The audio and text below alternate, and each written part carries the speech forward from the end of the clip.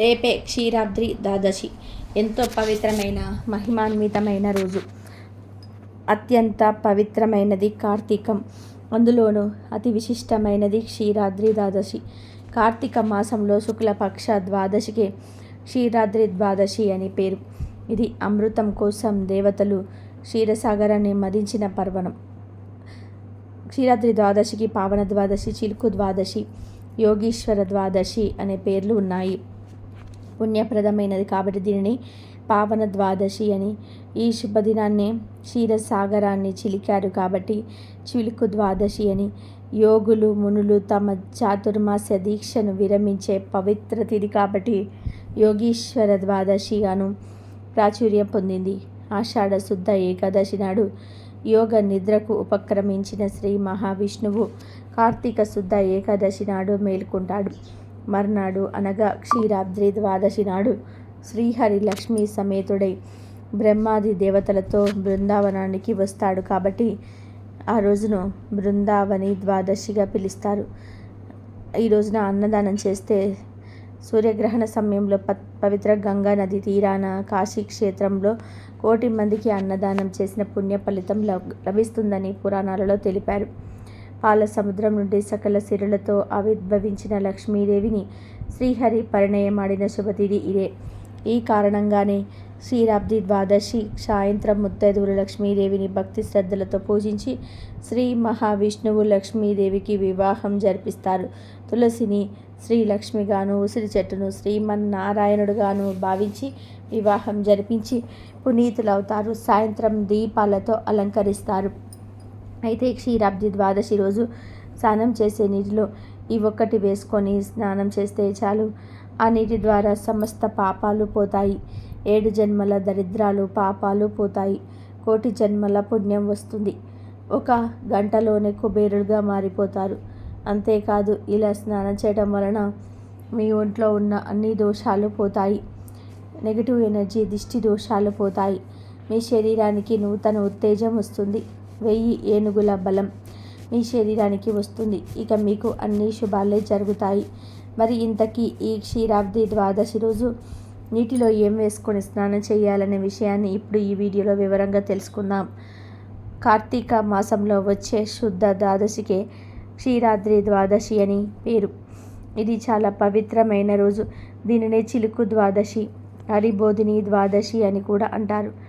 ఈరోజు పాల సముద్రంలో శేషశయంపై ఆషాఢ శుద్ధ ఏకాదశి నాడు శయనించిన 4 నెలలు యోగ నిద్రలో గడిపిన శ్రీహరి యోగ నిద్ర నుండి మేలుకొని భూమి మీద సృష్టి సాధించే రోజే అనేకాదశ.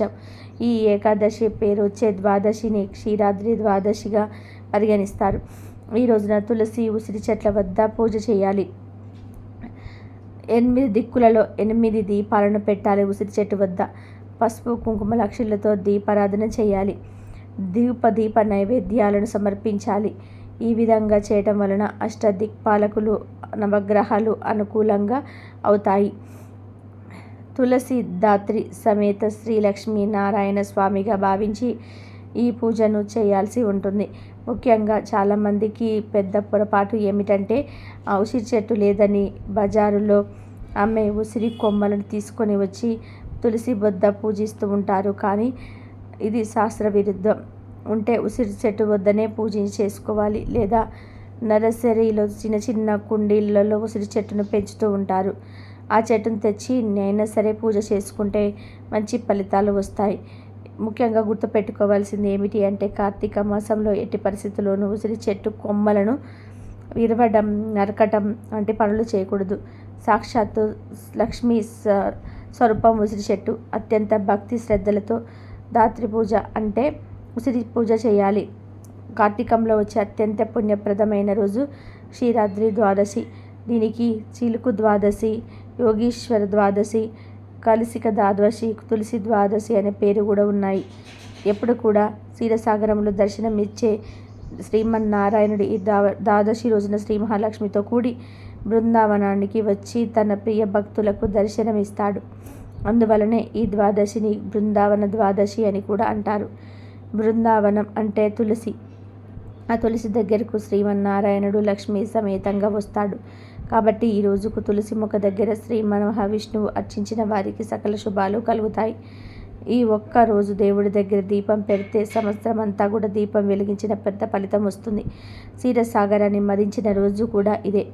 క్షీరసాగర మదనంలో ఆవిర్భవించిన శ్రీ మహావిష్ణువు విష్ణు వివాహం ఆడిన రోజు కూడా ఇదే. అందుకే పవిత్రమైన ఈ రోజున ఇది కళ్యాణం జరిపించడం సర్వశుభ్రపదం అనే భావంతో విష్ణు స్వరూపమైన ఉసిరికొమ్మకు లక్ష్మీ స్వరూపమైన తులసికి వివాహం చేస్తారు. ఈ రోజున లక్ష్మీ స్వరూపమైన తులసి చెట్టులో విష్ణు స్వరూపమైన ఉష్ణి మొక్కను ఉంచి పూజలు చేసుకుంటారు. తులసి కోటకు చేరువలో శ్రీ మహావిష్ణువు ప్రతిమను కానీ శ్రీకృష్ణ ప్రతిమను కానీ ఉంచి పూజ చేస్తే మంచి ఫలితం వస్తుంది. భక్తి శ్రద్ధలతో క్షీరాబ్ది ద్వాదశి పూజ చేసిన వారికి ఆయుధారోగ్య ఐశ్వర్యాలు సంప్రాప్తిస్తాయని వేదాలు ఘోషిస్తూ ఉన్నాయి. అంతేకాదు క్షీరాబ్ది ద్వాదశి పూజ చేసిన వారికి సౌభాగ్యం సిద్ధిస్తుంది, సుమంగళి యోగం సిద్ధిస్తుంది. అందుకే మహిళలు ఎంతో భక్తిగా ఈరోజు పూజ చేస్తారు. ఈ పూజ చేయటం వలన సుమంగళి యోగం సిద్ధిస్తుంది. వివాహమైన ఏ భారతీయ మహిళ అయినా సరే ముందు ధనాన్ని, బంగారాన్ని, చీరను కావాలని కోరుకోదు. అన్నిటికన్నా ముందు సౌభాగ్యాన్ని కోరుకుంటుంది. భారతదేశంలో పుట్టిన ఏ స్త్రీ అయినా సరే సౌభాగ్యాన్ని, భర్త ఆయుష్ను కోరుకుంటుంది. స్త్రీల సౌభాగ్యాన్ని నిలిపి భర్త ఆయుష్ను జాగ్రత్తగా కాపాడేదే క్షీరాద్రి ద్వాదశి. కుజ ఆర్తిక శుద్ధ ద్వాదశికి విష్ణువుకు ఇష్టమైన వ్రతం. ఈరోజు తులసి మొక్క అపూర్వమైన శక్తులను పొందుతుంది. ఈ రోజున తులసిని లక్ష్మిగా, ఉసిరి చెట్టును విష్ణువుగా భావించి పూజ చేస్తే అద్భుతంగా సౌభాగ్యం సిద్ధిస్తుంది.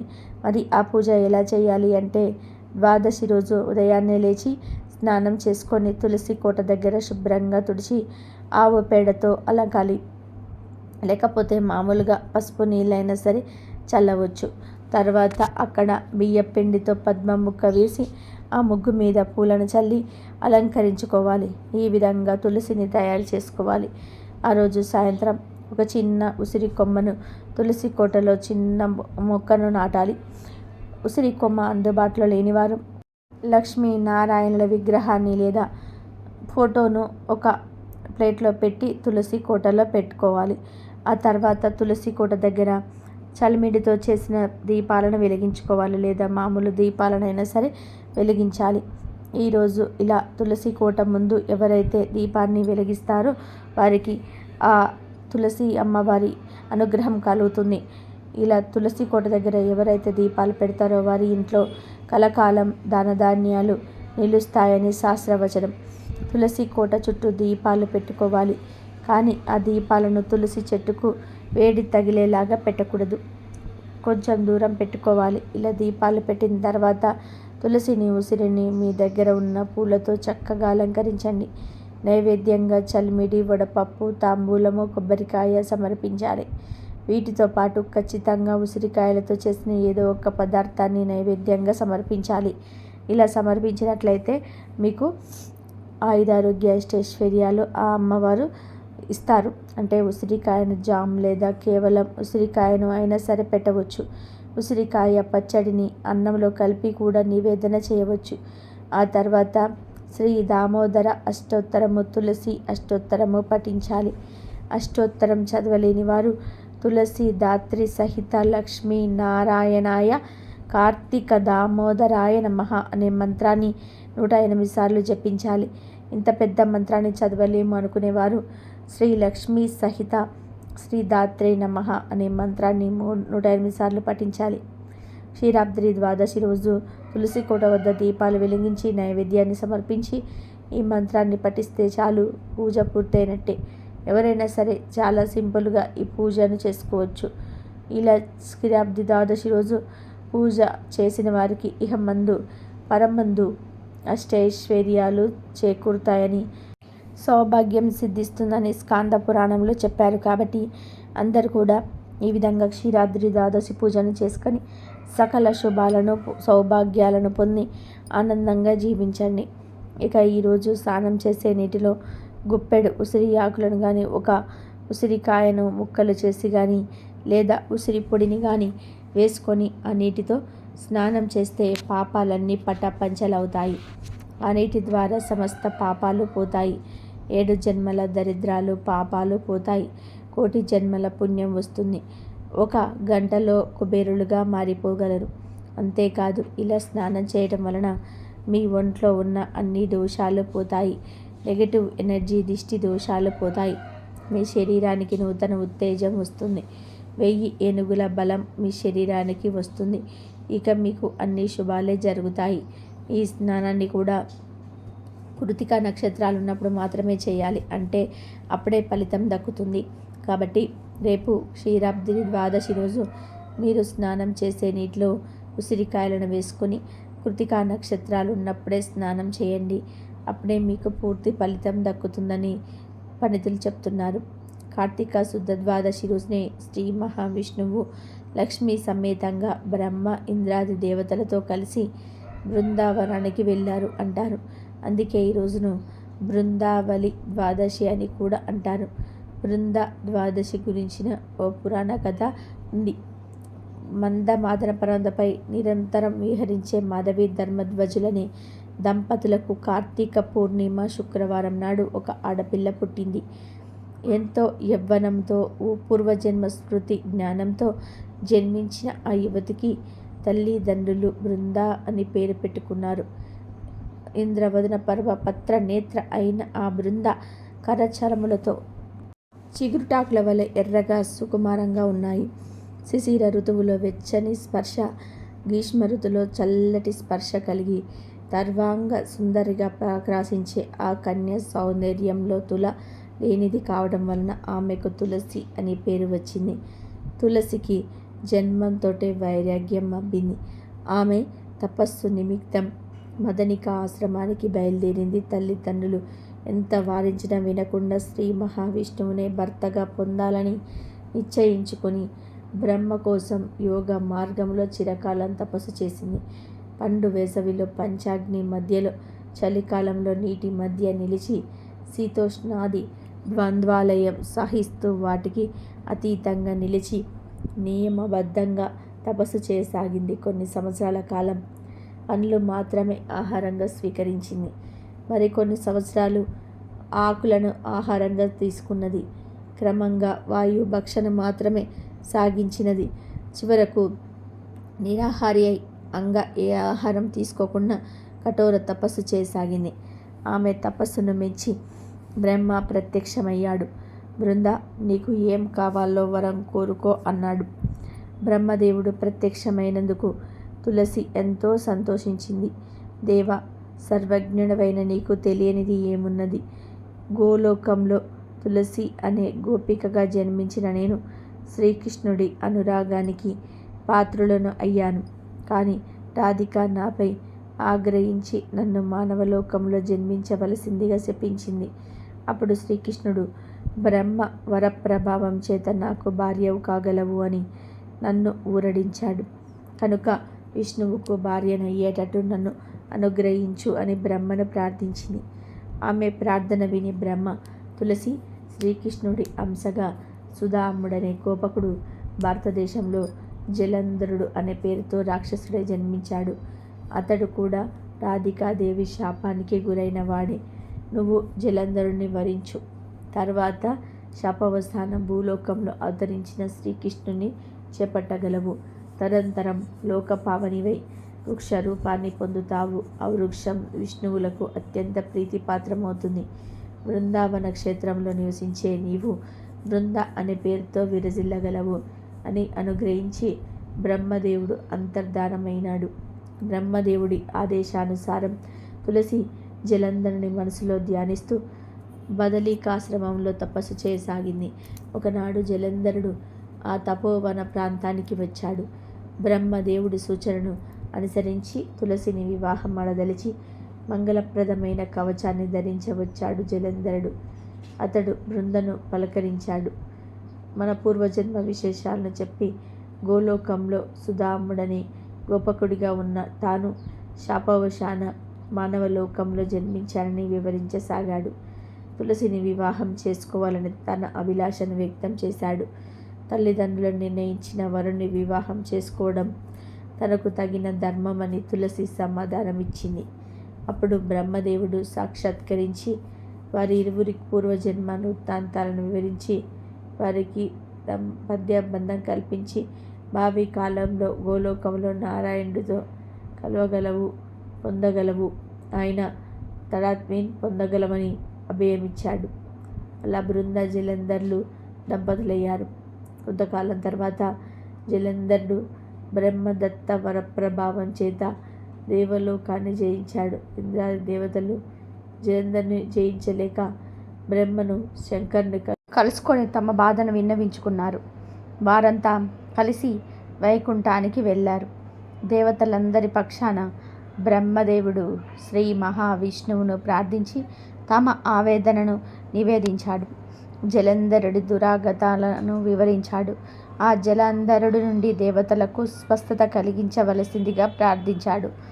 అంతటి శ్రీ మహావిష్ణువు జలంధరుడి పూర్వజన్మ వృత్తాంతాన్ని దేవతలకు జ్ఞప్తికి తెచ్చి రాధాదేవి శాపం వల్లనే అతడు మానవలోకంలో జన్మించిన సంగతిని వివరించాడు.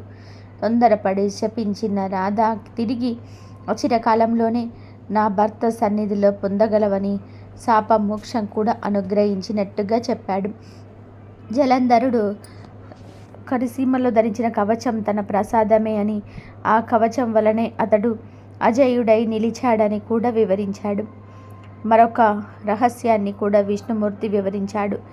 జలంధరుడి భార్య బృంద మహాప్రతివ్రత అని, ఆమె పాతివ్రత్యానికి భంగం కలిగిస్తే గాని జలంధరుడు మరణించడని సంగతి చెప్పి తాను జలంధరుడి వేషంలో వెళ్ళి బృందాదేవి సతిత్వాన్ని భంగపరుస్తానని, అదే సమయంలో పరమేశ్వరుడి యుద్ధంలో జలంధరుని సంహరించగలడని చెప్పాడు.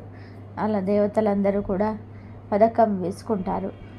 తర్వాత శ్రీ మహావిష్ణువు బ్రాహ్మణ వేషధారి అయి జలంధరుని సమీపించి అతడి కవచాన్ని తానుగా స్వీకరించాడు. ఆ కవచాన్ని ధరించి జలంధరుని రూపంలో తులసి వద్దకు వెళ్ళారు. శ్రీ మహావిష్ణువు యుద్ధంలో విజయం సాధించి తన భర్త తిరిగి వచ్చాడని భావించిన బృంద అతడికి అన్ని సపర్యలు చేసింది. బ్రహ్మదేవుడి మధ్యవర్తిత్వంలో సంధి కుదిరిందని, దేవతల రాజ్యాలను వారికి తిరిగి ఇచ్చి వేశారని, యుద్ధం ముగిసిందని చెప్పాడు జలంధరుని వేషంలో ఉన్న విష్ణువు. అతడు కోరగా బృంద ఏకాంత సుఖాన్ని అందించడానికి సిద్ధపడింది. అయితే అతని స్వభావంలోని స్వల్ప భేదాన్ని ఆమె గమనిస్తుంది. దాంతో ఆమె నీవు నా భర్తవు కావు, ఎవరో మాయావి, నిజం చెప్పు అని నిలదీసింది. అప్పుడు విష్ణుమూర్తి నిజ రూపంలో సాక్షాత్కరిస్తాడు. అప్పుడు శ్రీహరిని చూసి బృందాదేవి క్షణంలో మూర్ఛిల్లి కొంతసేపటికి తేలుకొని, ఓ దేవా, ఇది నీకు న్యాయమేనా? ధర్మాన్ని భంగపరిచి నా భర్తను సంహరించావు గనక రాతి గుండెగల నీవు పాషాణ రూపుడివై పొమ్మని, అంటే రాయిగా మారిపోమ్మని విష్ణువును శపించింది. బృందాదేవి విష్ణువుతో, ప్రపంచం కోసం చేశానని నన్ను నమ్మించవద్దు. నా పాతివ్రత్యం నాకు ముఖ్యం. దాన్ని చెడగొట్టావు కనుక కఠిన శిలగా మారిపో అని శపిస్తుంది. తర్వాత తనను తాను భస్వం చేసుకుంటుంది. ఆ భస్వం నుండి బృందాదేవి పాతివ్రత్య మహిమ వలన ఒక చెట్టు పుట్టింది. అదే తులసి చెట్టు. ఇదంతా జరిగిన తర్వాత విష్ణువు చాలా బాధపడిపోతాడు. తన వలన బృంద తనను తాను దహించుకుంది. బృంద తనకు భక్తురాలు కనుక తన రూపమైన తులసి చెట్టును తను అత్యంత ప్రీతిపాత్రమని, తులసి ఆకులతో అర్చన చేస్తే తనకు స్వయంగా చేరుతుంది అని విష్ణువు వరం ఇచ్చాడు. ఇదంతా జరిగింది కూడా బృంద ద్వాదశి రోజే అని కొంతమంది నమ్ముతూ ఉంటారు.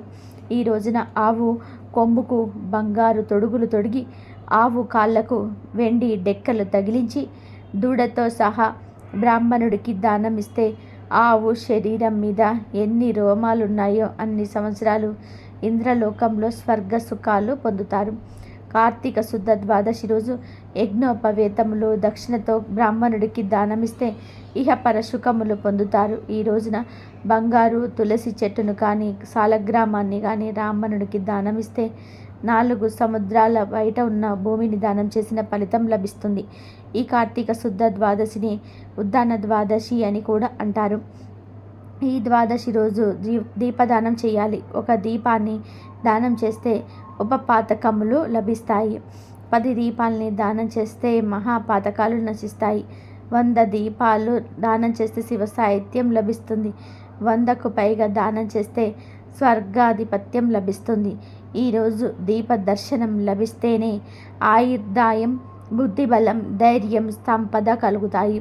ఇదండి ఈరోజు వీడియో. ఈ వీడియో కనుక మీకు నచ్చినట్లయితే ప్లీజ్ లైక్ చేయండి, షేర్ చేయండి, సబ్స్క్రైబ్ చేయండి.